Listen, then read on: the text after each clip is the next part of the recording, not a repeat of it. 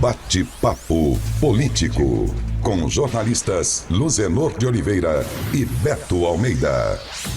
Bate-papo político com jornalistas Luzenor de Oliveira e Beto Almeida. Olá, ouvinte internauta, começamos a semana falando sobre as eleições municipais de 2020 e neste dia dedicado à padroeira do Brasil, dedicado às crianças, estamos no Jornal Alerta Geral para levar a você informações sobre os bastidores da campanha eleitoral, da corrida frenética pelas prefeituras e câmaras de vereadores. E se você imagina que em uma campanha tem diferença entre feriado, dia santo, final de semana e dia normal, caiu do cavalo. A campanha é curta, todos os dias são iguais e a cada 24 horas a agenda é puxada para quem está no meio do furacão. E nesta semana tem ainda mais agitação porque na disputa pela Prefeitura de Fortaleza, as expectativas são voltadas para os resultados oficiais das primeiras pesquisas sobre intenção de votos. Do outro lado da linha, eu chamo o jornalista Beto Almeida para abrir o bate-papo político e falar sobre as pesquisas de intenção de votos. Beto Almeida, quais são as pesquisas que estão saindo do forno com números bem quentinhos? Bom dia! Beto Almeida, análise política com credibilidade e isenção. Bom dia, Luzenor, bom dia os ouvintes. Olha só, Luzenor, hoje é feriado, mas a semana começa, Luzenor, muito agitada e cheia de expectativa. E sabe por quê? Porque é uma semana, Luzenor, de pelo menos 4 pesquisas eleitorais que vão aí medir a temperatura, vamos dizer assim, e como é que anda o cenário eleitoral na capital. Não é pouca coisa, Luzenor, 4 pesquisas e muitas tensões, muitas expectativas. Nenhuma delas vai pegar, vamos dizer assim, um período já bem compreendido, já bem sedimentado, e o impacto, os efeitos, por exemplo, da propaganda eleitoral gratuita no rádio e na televisão. Mas pelo menos uma delas já vai pegar alguma coisa nesse sentido. Lembrando que a propaganda eleitoral no rádio e na TV, Luzenor, começou na última sexta-feira. Portanto, assim, na quinta-feira agora é que nós vamos ter uma semana fechada, vamos dizer assim, de propaganda eleitoral. Essas pesquisas eleitorais, no entanto, têm o efeito de já sinalizar, pelo menos, como é que estão os candidatos nessa fase da disputa. A primeira delas, inclusive, já sai hoje, segunda-feira. Olha só, é aquela que nós já havíamos falado, do Instituto Paraná, que vai fazer aí uma pesquisa por telefone, com 740 entrevistados. Olha só, isso começou, Luzenor, no dia 9, terminou ontem, né, a coleta de dados da pesquisa e o resultado está sendo aguardado, portanto, para hoje. Quer dizer, pega aí pouquíssima coisa do horário eleitoral gratuito, essa pesquisa, né, do Instituto Paraná, que é bom que se diga, é do próprio Instituto Paraná. Ela não foi encomendada por nenhum partido político, por nenhum candidato. Está lá no site já do TSE registrada, no valor de R$10.000.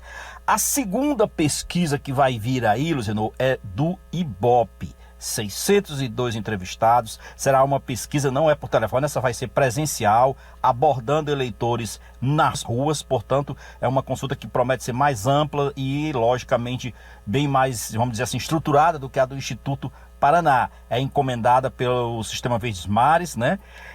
E essa pesquisa, por exemplo, ela começou a ir a campo no último dia 8, portanto, quinta-feira passada, mas só termina a conclusão dela no dia 14, quando também está marcada a divulgação do resultado dessa pesquisa eleitoral do Ibope, tá? A terceira pesquisa, Luzenor, que está registrada lá no site do TSE, essa é de um instituto que eu até nem conhecia, não sei vocês aí, mas é do Instituto Brasil de Pesquisas de Mercado e Opinião Pública, o IBPI. E sabe qual é a novidade, Luzenor? É que essa consulta é encomendada pelo deputado federal Célio Studart, que é pré-candidato a prefeito aqui da capital, de Fortaleza, né? E olha só, ele desembolsou 18 mil para ter essa pesquisa. Vai ser feita aí com 1.200 eleitores, Luzenor, é o maior público a ser pesquisado entre todas as pesquisas que estão aí já anunciadas. Vai ser feita entre os dias 13 e 15 agora, portanto essa semana, e o resultado está previsto já para o dia 15. O questionário é bem amplo, bem vasto, tá?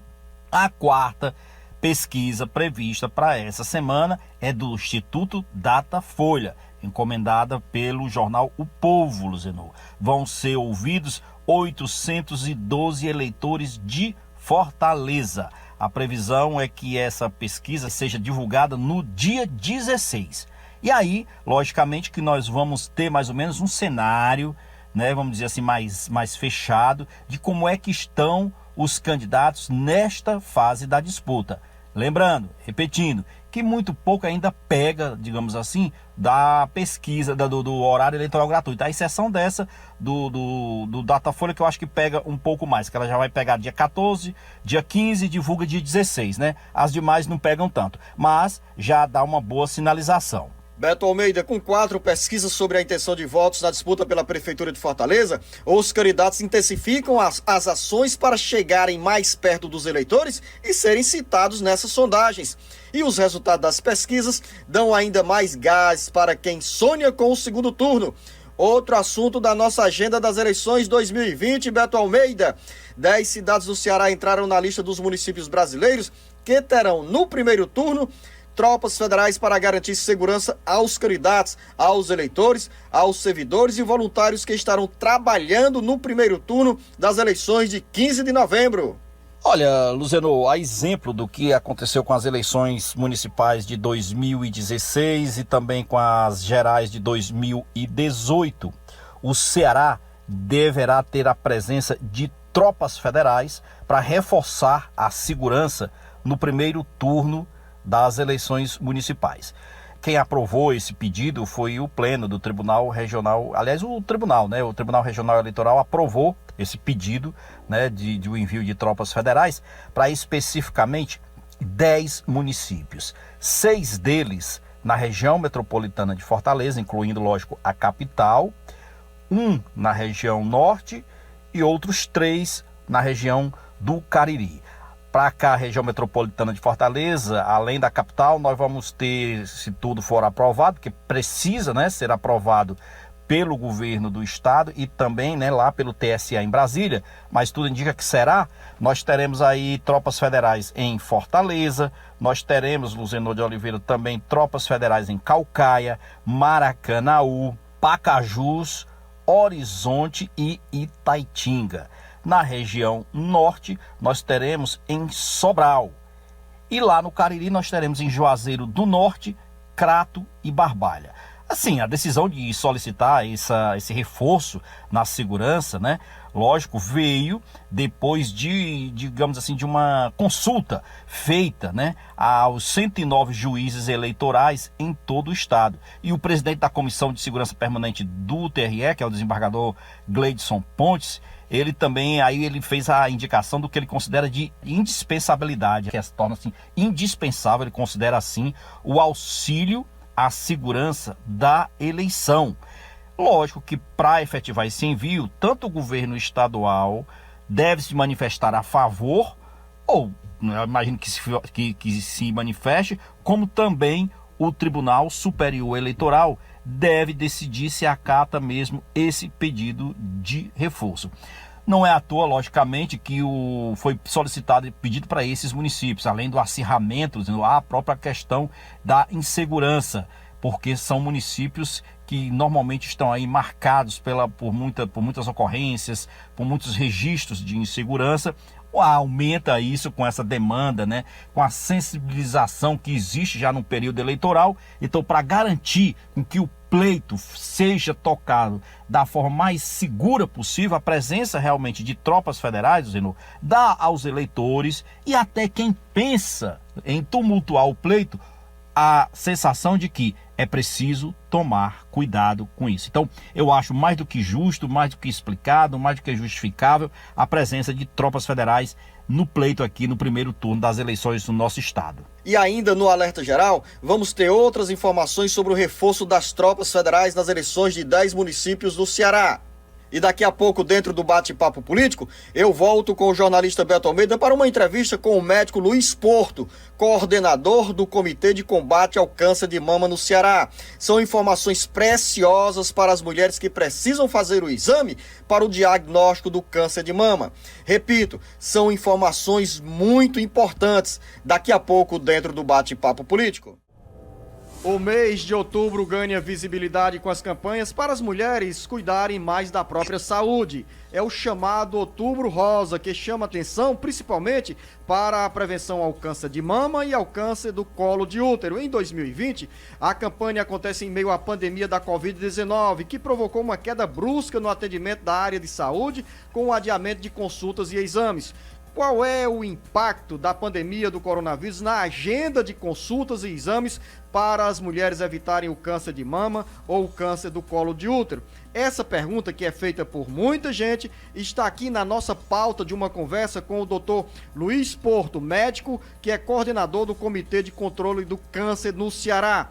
Dr. Luiz Porto, seja bem-vindo ao Jornal Alerta Geral, e essa pergunta já fica no ar. Qual é o impacto, qual é a repercussão dessa pandemia no calendário, na agenda das mulheres para fazerem exames na prevenção ao câncer? Bom dia! Bom dia. A pandemia, com o necessário isolamento e deixando as pessoas praticamente, aos grupos de risco, praticamente restritos em suas casas, levou a um impacto muito grande no atendimento das chamadas doenças crônicas. Os cânceres, as doenças cardíacas, as doenças do esqueleto. Os serviços médicos voltaram basicamente para atender aqueles que tinham queixo associado ao Covid. Mas o temor de se exporem e ainda a desinformação, principalmente em relação aos cânceres e o câncer de mama em particular, faz com que as mulheres não percebam a necessidade de fazerem os seus controles anuais ou a sua consulta com o mastologista. Então, houve uma diminuição significativa. Muitas mulheres com sintomas mamários ficaram em suas casas, expostas à própria da doença, que pode se tornar curável. Se comparado com o ano passado, nesse mesmo período, entre março e setembro, ou entre março e outubro, doutor Luiz Porto, qual é a redução em termos percentuais do número de exames que as mulheres deixaram de fazer em 2020? Olha, nós não temos uma avaliação do Estado como um todo, mas eu posso falar do serviço que funciona no Comitê Estadual de Controle do Câncer de Mama. Houve uma redução de 30% das mamografias, houve uma redução de mais ou menos 50% dos diagnósticos de câncer de mama nesse período que vem de março a setembro de 2020. Então, nós achamos que tem mulheres nas suas casas com sintomas mamários, com nódulos mamários, que não procuraram ainda os serviços médicos. Doutor Luiz Porto, também conosco no Alerta Geral, o jornalista Beto Almeida.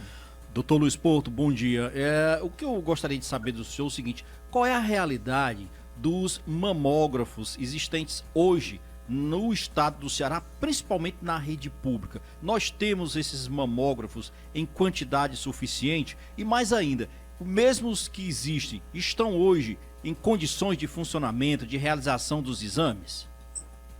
Beto, para você entender, para o público e vocês entenderem isso aí, é necessário saber o que houve com as mamografias que se faz no Brasil nos últimos 3 anos. Uma mamografia como rastreamento, que é dirigida a todas as mulheres com mais de 50 anos, mesmo que ela não tenha qualquer queixa mamária, ela era financiada pelo sistema público federal chamado FAEC. Esse programa pagava todas as mamografias realizadas. Nós aí vamos atentar para o número de mamógrafos. Nós temos mamógrafos suficientes no estado. Se você somar a rede pública com aqueles que são credenciados para fazer exames públicos, nós temos mamógrafos suficientes. E distribuídos de uma maneira racional até certo ponto. Nós temos 20 policlínicas nas micro-regiões de saúde do estado, e em cada policlínica dessa tem um mamógrafo de última geração, e ele tem capacidade de fazer uma média de 800 a 1.000 mamografias mês. Infelizmente, Beto, esse mamógrafo foi instalado em 2009. Nesses 11 anos, eles ainda não atingiram a capacidade plena de uso, por várias razões. Primeiro, a dificuldade de mulheres a acessarem esses instrumentos quando elas moram em locais muito distantes. Ainda não há um fluxo apoiado pelas prefeituras, pelas unidades básicas de saúde, para que ela tenha um acesso mais livre a esses mamógrafos. Segundo, ela não sabe a importância da mamografia. Então, muitas mulheres acham... Tem uma frase no Ceará que ela é cruel. Quem procura, acha. Então, uma boa parte das mulheres não faz a mamografia de rastreamento com medo de estar um câncer.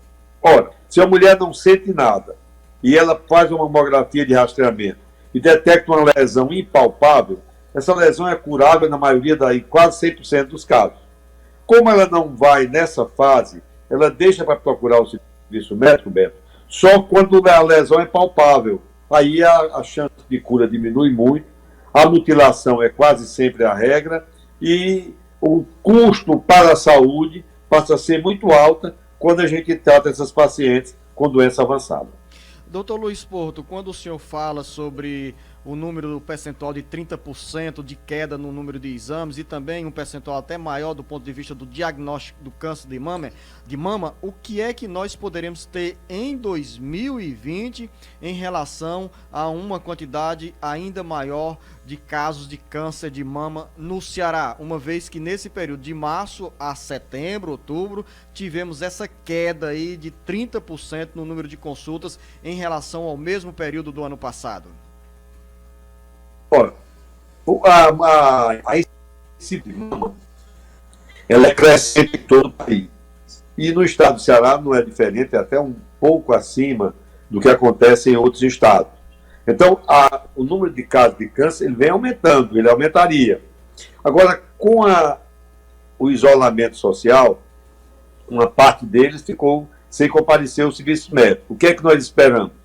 Esperamos que no período que termine a pandemia, ou mesmo já agora, que os serviços começaram a funcionar com mais intensidade, com mais disponibilidade, e com a chegada do outubro, quando a mulher é mais abordada, ela é mais informada sobre o câncer de mama, nós esperamos uma verdadeira pletora, um número grande de mulheres que vão procurar serviços médicos já com doença avançada, e os casos antigos que deveriam ter vindo na pandemia, mas os novos que vão surgindo pelo próprio envelhecimento da população feminina.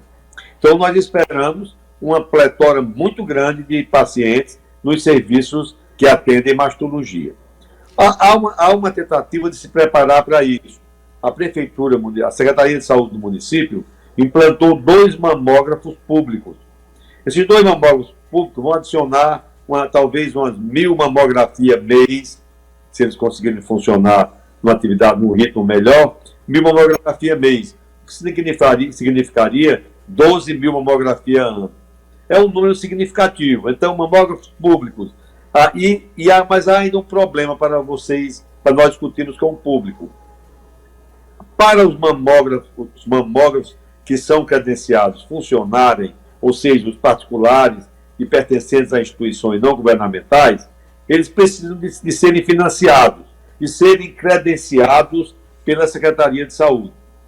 Quando o governo federal tirou o financiamento, que eu falei, financiamento chamado FAEC, e passou a mandar para o Estado somente o pagamento de exames pelo número do ano anterior, que já não cobriu todas as mulheres, nós vamos ter uma oferta de financiamento para a mamografia incapaz de atender toda a população.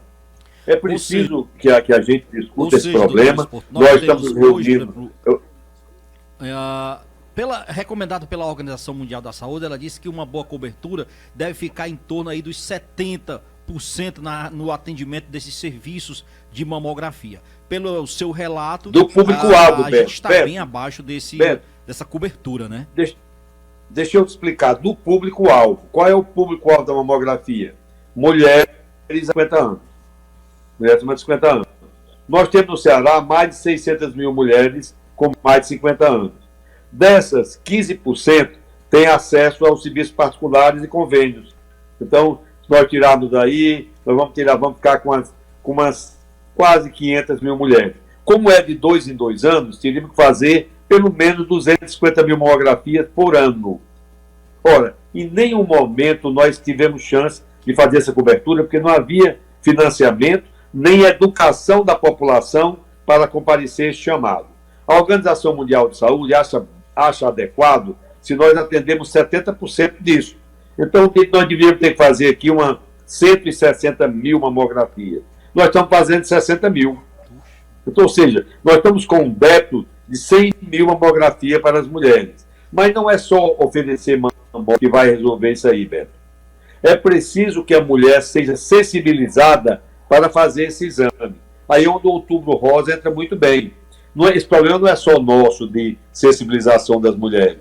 Eu ainda ontem li um trabalho da Espanha, que é um país que tem um desenvolvimento de IDH muito superior ao nosso, e eles lá também não conseguem passar de 50% desses 70% que a OMS aceita. Eles também estão devendo. Então as duas palavras-chave em todo o mundo para controle do câncer de mama é navegação e letramento. O que isso significa? Temos que melhorar a navegação das mulheres das suas casas até os postos onde elas possam fazer mamografia. E aí, o letramento, nós temos que usar os agentes de saúde para, na casa das pacientes, informá-las sobre quais são aquelas que precisam de fazer mamografia. Porque a maioria, ela não sabe o que precisa fazer, tem medo do exame, tem medo do câncer. O senhor faz referência a uma categoria de profissionais que cumpre um papel fenomenal junto à população, principalmente a população mais pobre, que são os agentes de saúde. Quanto ao interior do Ceará, onde tem uma presença mais ampla do agente de saúde, Dr. Luiz Porto, qual é o papel que essa rede de saúde, com os hospitais regionais inaugurados nos últimos 6, 8 anos, tem cumprido para que nós tenhamos diagnóstico mais na hora certa do câncer de mama? O serviço de saúde trabalham com prioridades. Os agentes de saúde são preparados para prioridades daquelas doenças que estão no dia a dia da população. Então, nós já tentamos algumas vezes, você tocou num ponto crucial para nós resolvermos esse problema.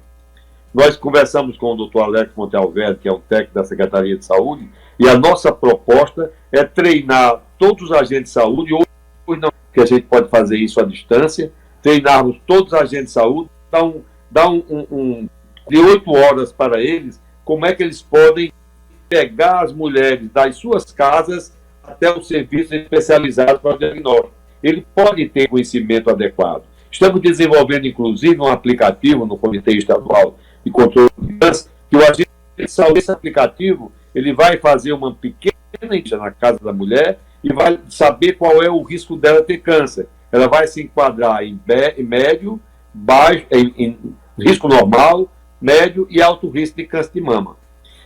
Onde ela se enquadrar, ela vai ser navegada para um atendimento diferenciado. Se ela não tem risco aumentado, ela vai para uma consulta com o ginecologista, que vai solicitar sua mamografia de rastreamento sem nenhuma pressa. Se ela tem algum fator de risco aumentado, história familiar, nódulo mamário, não tem filhos, bebe mais do que regularmente, bebe regularmente. Então essa mulher ela vai encaminhada, dá um bypass e vai direto para o mastologista, que vai estabelecer uma maneira de avaliar melhor aquelas mamas. Então, isso aí é a maneira que nós achamos adequada para, em médio prazo, nós conseguirmos melhorar essa realidade dolorosa do nosso estado. Nós conversamos aqui no Jornal Alerta Geral com o médico Luiz Porto, que é coordenador do Comitê de Controle do Câncer de Mama no Ceará.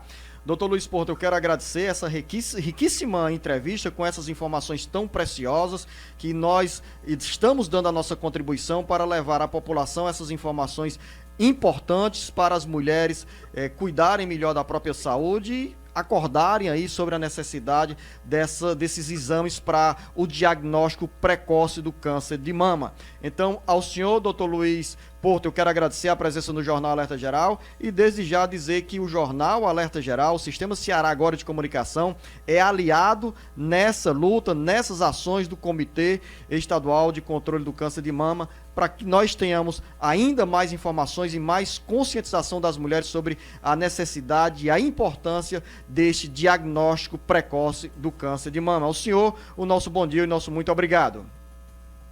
Eu que agradeço a oportunidade e aí vou acionar vocês nas campanhas educativas que virão nos próximos meses, para que a gente mude essa realidade. Obrigado pela oportunidade também de conversar com a população.